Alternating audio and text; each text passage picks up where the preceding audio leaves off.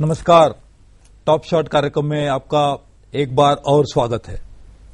आज इस कार्यक्रम में हम मिलेंगे ऐसे हस्ती से जो हमको खाना खिलाने के लिए, खास करके जो लोग खाना खाने के लिए फिश का इस्तेमाल करते हैं, ऐसे लोगों को खाना देने का काम हमेशा करते आए हैं, लेकिन वो खुद अपने खाने के लिए परेशान है।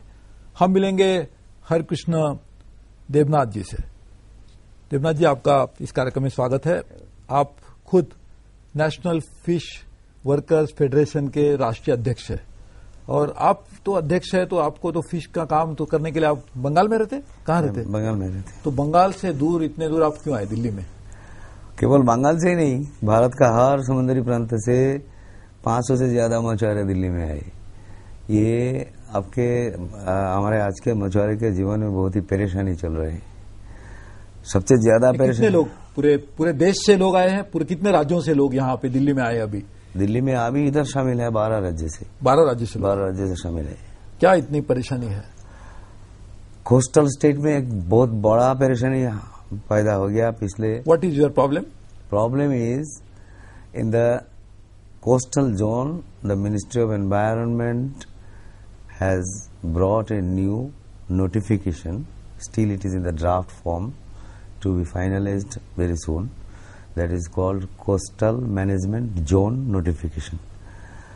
It is intended to replace the Coastal Regulation Zone Notification of 1991.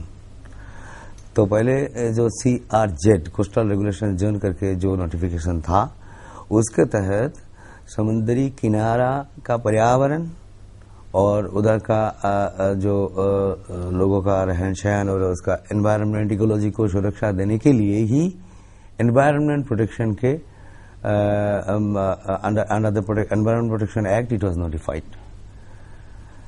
तो सर्वोच्चतम भर्ती के समय जो हाई टाइड लाइन कहा जाता है, जहां तक पानी आता है। आपको यदि अंग्रेजी में कहना है तो आप अंग्रेजी में भी कह सकते हैं, कोई प्रॉब्लम नहीं। आप बंगाल से आए हैं तो बस अंग्रेजी में बात करिए, कोई चिंता नहीं। Yeah, so the area from the high tide line to 500 meters was a regulated coastal zone.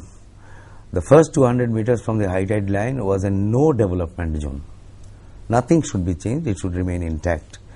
And the area beyond 200 meters up to 500, it was regulated. Many activities were regulated like construction, maybe hotels, industries, installations, seaways, ditches of effluents from various establishments. Then setting up of industrial aquaculture, all these were restricted.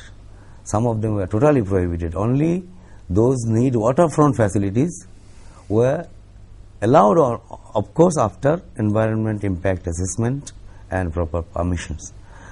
That was intended to protect the coastal zone. Although this itself was not a complete piece of legislation, there was a khamiyato the. There were a lot of shortcomings were there, but still it was a piece of legislation that gave some protection to the coastal zone, particularly to the fishing community, because this is the only piece of legislation we have in this country where there is a mention of the traditional right and customary use of the coastal zone for the fishing community was protected. And now fishermen cannot do fishing unless they are in the coastal areas. You can't sit on the mountain top and do fishing. Question doesn't arise.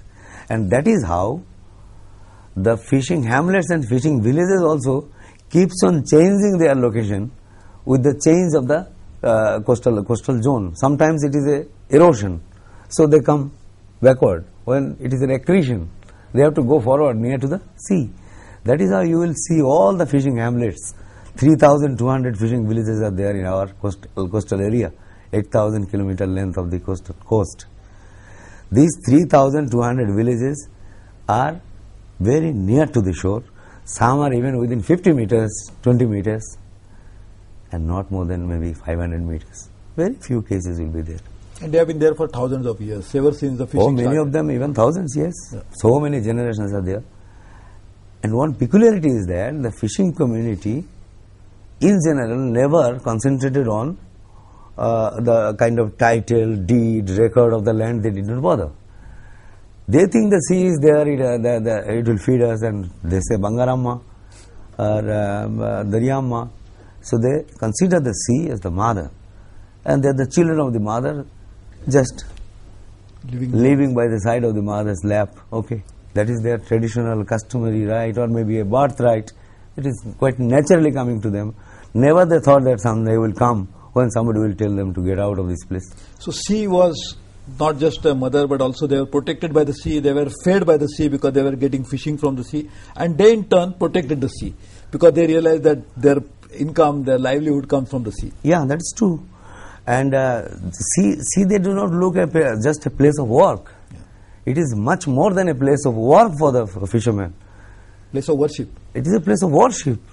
And fishing is not just a kind of an occupation to make a living. It is a way of life. Yeah. मछली के पीछे लौटना, to chase a shoal of fish,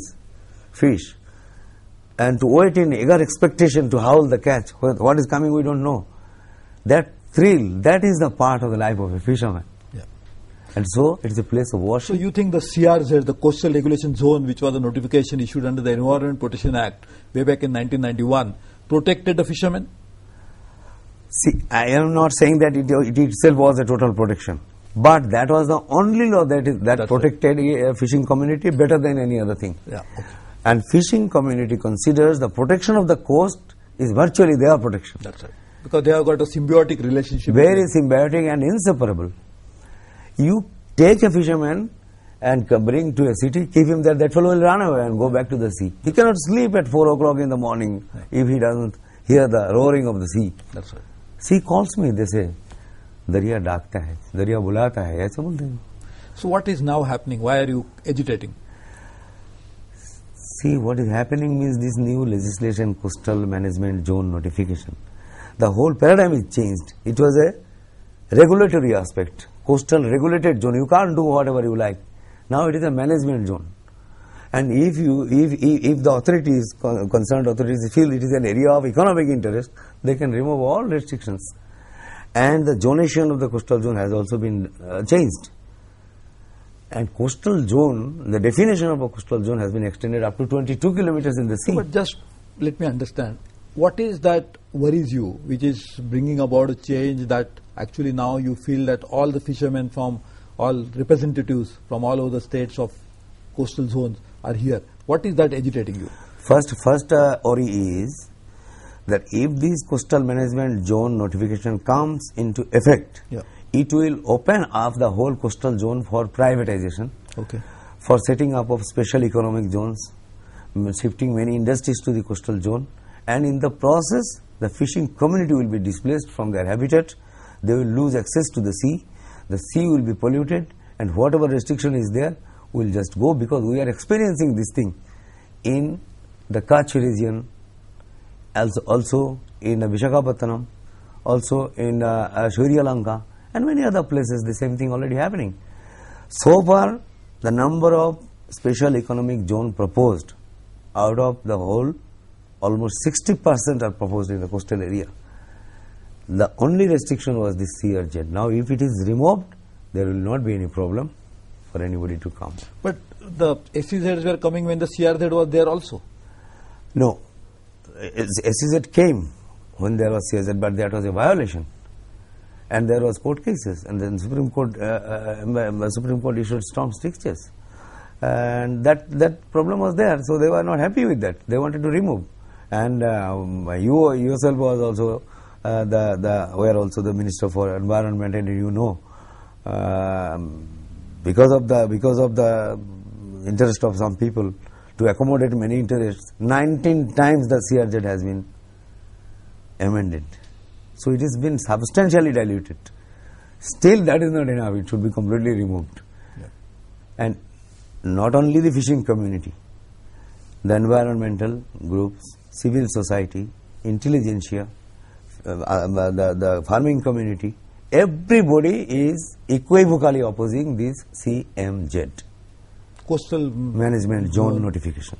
So you think this will be again the interest of coastal ecology, and if coastal ecology is destroyed, then you think it will also affect the fishermen, because there is a relationship between fishermen and sea. If the sea is not intact, then you will be affected. So that's why you're agitating. Yes. Okay. That is why we are demanding that this CMZ should not be notified, the CRZ should continue. Rather, there should be a comprehensive legislation to protect the coast and the seas, which is lacking now, where the traditional and customary right and preferential access to the resources and the coastal spaces should be guaranteed to the fish workers, which is not there. And that's why you have come here also. That's why we have come. Tell me, of course, like we are seeing that over a period of time, the fishing is carried out by you represent the traditional fishermen, yes, who have been carrying out fishing for generations together. Yeah. They take the small boat inside, then use maybe some sort of a mechanization, but not so much. And you try to bring the fish into the catch, into the mainland, and then you try to sell it and you survive. Yeah. But over a period of time, we are also seeing that because of globalization, because of forces of large-scale operations that are unleashed on almost all sectors of economic activity, the large companies are also coming into fishing and try to bring mechanized boats. Yes. Do you think something like this is posing any problem for you? Oh yes. See, it has two aspects. One is the aspect of globalization that you have rightly mentioned. Even before this new era of globalization, we had some misplaced notion of development. Unfortunately, it is true that our focus was on the volume of production. More you produce, more you develop, it looks like. So to enhance the production of the fish, the policy was to introduce such technology which can catch more. That is how the fishing as an industry was capitalized. Otherwise, our fishing is a highly labor-intensive operation. It became capital intensive. It became capital intensive. And in the process, investors from beyond the fishing community, from outside the fishing community came and started catching. Okay, volumes increased without considering the sustainability of the resources. So already a World Bank study and many other studies say, scientific studies say, our marine resources are under serious stress due to this mechanization. Because of overexploitation. Yes, overexploitation. Because of overexploitation, and mainly it is from the mechanized sector. Because they are catching much more than what the traditional fisherman catches. And they are not selective gears. There is a voracious killer. That is, a trawler is dragging the net and chasing the fish. Whereas the fishermen, our Indian nets, if you like, over the generation, thousands of years, people discovered, invented ways of catching fish by passive gears. The net or our tackle or our hook doesn't chase the fish. Fish comes, it moves, and once in a way they get entangled. And also the mesh size and various other things. Also the frequency of fishing holidays, all this is very traditionally regulated by the communities, which we call panchayat. Not this panchayati raj thing, but there is a traditional panchayat in every fishing village. But this mechanized fishing is an active gear. They chase the fish, destroys its habitat, catches the fish from its nest, and in the process the habitat goes, the juvenile goes, everything is gone. So today you get big catch, but tomorrow you are not going to get anything at all because the habitat is gone. Yes. So this is like a typical case, as we say traditionally, or conventional wisdom. If we try to follow the conventional wisdom like our fishermen acquired over a period of time through generations of knowledge, it would be sustainable. But if this is not there, so it is like actually destroying the hen which gives you a golden egg. Yeah, exactly. That is very widely used also in our vocabulary. For getting all the eggs, you kill the hen. That is very widely used. Now, when these mechanized vessels were fishing and catching like this, all of a sudden we thought, okay, there is a deep sea and our economic zone is now extended up to 320 kilometers, that means 200 nautical mile. We need many more vessels. So we started allowing foreign fishing vessels. And there was such a big hesitation over the whole of the decade of 90s. You were also very much aware of that at that time. Fishing community, see, fishermen in India, one of the largest fishing community in the world. See, this is 37 lakh active fishermen going to the sea every day. 37 lakhs. 3.7 million. So that means about 37 lakh families in a way are... Absolutely. It is more than a crore of population. And these 37 lakh fishermen going to the sea every day, all of them stopped fishing, and we called a fishery strike. It is a self-employed sector. If you don't go for work, you starve. But we did it because in any case we have to starve.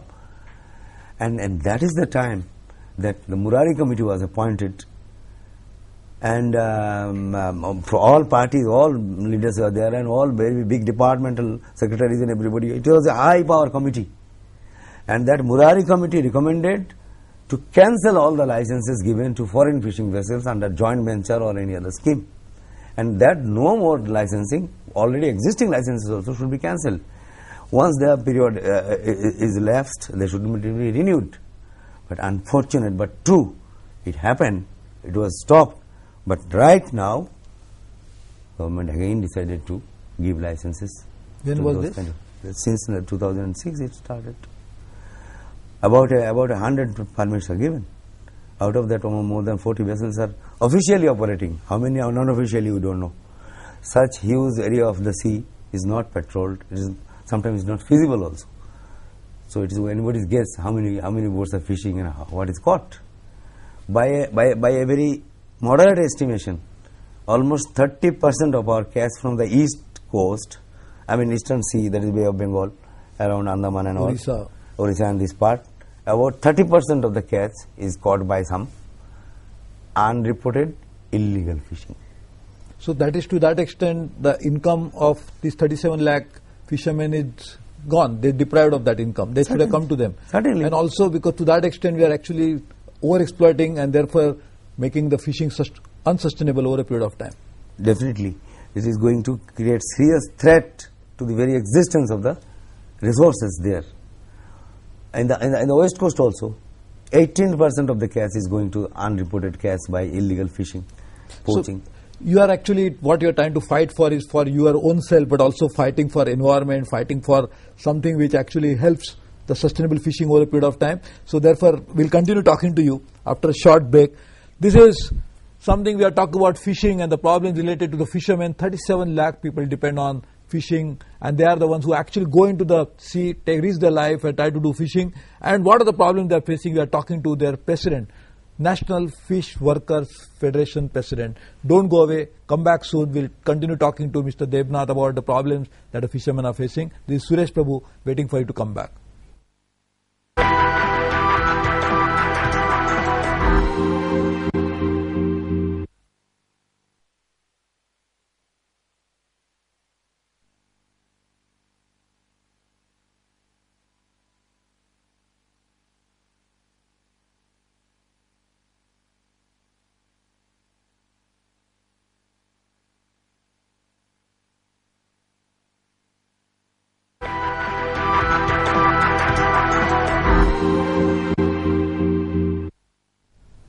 Welcome back to this program, Top Shot. We are talking to Mr. Krishna Debnath, the president of National Fish Workers Forum. And we are talking to him about the problems faced by the fishermen. Mr. Debnath, you are talking about the various problems that you face. In fact, our relationship with fisheries come when we have a very tempting fish in our plate. Of course, I don't eat fish, unfortunately. Though I belong to a coastal town, coastal area, my parents were born there. But there are many people. How, in your opinion, how much is the total turnover in economic terms? Because we these days understand only this language. How much economic activity you generate? You are fishermen. See, economic activity, first you say the volume of catch we get is 65 lakh tons. Oh. Half of it, almost 32 lakh tons, come from the sea. Oh. And total, in terms of money, according to our government estimation and government figures, 30,000 crores rupees. 30,000 crores? Every year. And giving employment to 37 lakh people. Oh. And this is a zero investment industry. Without any investment from the national exchequer in that sense, except for some like harbour and all, 1 or 2 here and there tidbits. It is a recurring income for every year. If we don't destroy it, it will continue to give us, of course, up to a sustainable limit. Out of this 30 65 lakh tons of fish. We export a sizable amount, and that is how we get 8,000 crores of foreign exchange every year.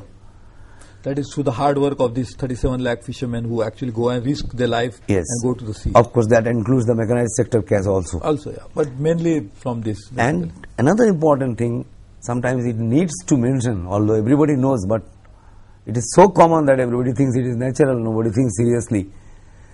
This is the protein food which our masses need for the health and nutrition. And fish protein is the cheapest source of protein that we supply to our masses, particularly the poor people. particularly to the poor people. And no other protein can compensate the want of this fish. So it's also part of food security. Oh, sure. And also Sure. quality food security, because the proteins is something which sustains the human life in a significant way. Yes, because if we pollute our seas, if we bring in industries that pollute the sea and we don't have any check, we don't have any coastal regulation, we have only management, we allow everybody to come and do whatever they like. That is what is happening in very many parts of that. Fish is going very scarce and depletion is taking place. And in this process, some 20 of the major 18 fisheries in the world has collapsed. Similarly, if we collapse our thing, we not only lose the job of 37 lakh of people, we also lose the nutritional security of our people. But you know, the Ministry of Environment and Forest, when they introduce something, by definition, their job is to protect the environment. So they would also would have taken care of the environmental concerns.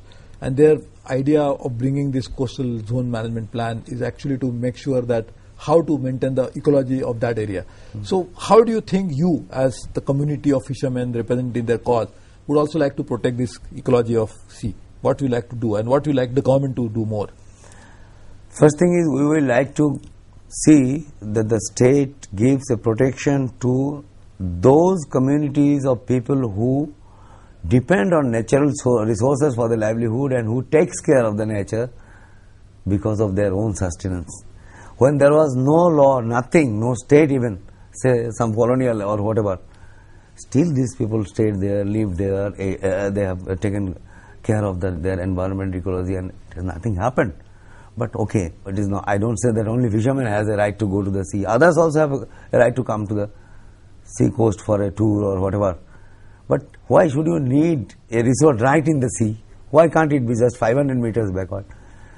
So these are the kind of things sometimes probably is not properly understood by many of our people who makes this kind of decisions. Otherwise, you know, depletion whatever is taking in fish catch is caused due to indiscriminate, non-selective, high efficient gears like trawlers and things like that. That is how some depletion took place. So one decision came from the Ministry of Environment. We need to have some marine protected areas. That is how they established a marine protected area in Gahirmata region in Odisha. Another marine protected area, marine park, that is in Malvan, Sindhudurg. Another in Gujarat. And they are proposing to include 10% of this sea surface as marine protected area, where you don't enter, you have a no-take zone. And it starts from the coast. So who is going to affect it? The traditional fisher fellow. He is not allowed to go. But those who plundered and who are responsible for this plundering, they are not having any problem. The sufferer is punished. The victim is punished. And those big fellows come from the seaside and they take whatever they like. And the poor fellow living on the coastal zone, he cannot go enter because it is a marine protected area. And this is imposed by the Ministry of Environment, without concern for the traditional livelihood and protection, and without even considering our. I am just asking humbly, can anybody give us an example of 3-4 protected areas? What is the change that has taken place? Is the resources enhanced? But the ministry is trying to, supposed to be doing this because they feel that the fishermen, also, you know, the fish also need some rest. You know, like for example, if a mother is pregnant, Yes. you give a rest to the mother. Post-delivery, we again require the mother to rest because that will actually protect her life as well as the child's life will be better taken care of. So they think that some part of fishing activity should be done at a time. It should not be done at a time when the fish is supposed to be there is a possibility of recreation that is taking place, so we need to protect. So the idea is to actually do this. So are you opposed to this concept? No, not at all. We are very much in favor of this kind of measures which will enhance the resources. But pretension of enhance will not enhance. It has to be scientific. So there is a breeding season. Yeah. Not that every fish breeds every day. Yeah. There is a breeding season. In our kind of waters, in our climate, monsoon is the main breeding period. That's right. And that is how we demanded, not the government. Yeah. National Fish Workers Forum demanded a monsoon ban so that the fish can That was regenerate. your demand? That was our demand. Okay. Because you We realized through the hesitated. traditional knowledge that this is how... We hesitated, and there was a large-scale hesitation, and that is how the Majumdar Commission was appointed. That is how the Marine Fishing Regulation Act came into existence. Yeah. It is not that somebody else did. We demanded and it came. In your own interest as well as interest Yeah, of the fish. because we see that the resources are going to be destroyed if it is not controlled. Similarly, today, one of our demand is to have a comprehensive legislation on fishing to cover the entire EEZ, exclusive economic zone of the country. There is no law, only a Maritime Zone of India Act to regulate some kind of vessels. We want a exclusive economic zone, comprehensive legislation. So you are not against regulation. What you are saying is that do regulation in a way that will protect the coast, it will protect the fisheries, it will protect your lives, it will protect the country's interest. That's what you are saying. That is what we are saying. See, one piece of thing I am saying you, just for one example. There is a blanket ban on catching shark. But there was no scientific study or evidence that shark is depleted or shark is overexploited or like that. Similarly, sea cucumber, that is also blanket ban. It is only the traditional people catching by hand that is blanket banned, because some environmental groups demanded, or they thought this is like this. This is not true, whereas that has no scientific backing. On the other hand, you cannot be this kind of selective, like you cast a net and one or two sharks will not come as incidental catch. The fisherman is put in the jail. So we have to hesitate. Now 2-3 varieties are exempted, but still the ban is there. So this kind of ban on paper will show that we are taking a lot of environmental measures, but in fact it is not going to help. So you need a comprehensive issue on that. Yes. You know, one of the problems that you face as a fish workers forum. So this is not something which you are talking about. So actual workers who go into the sea.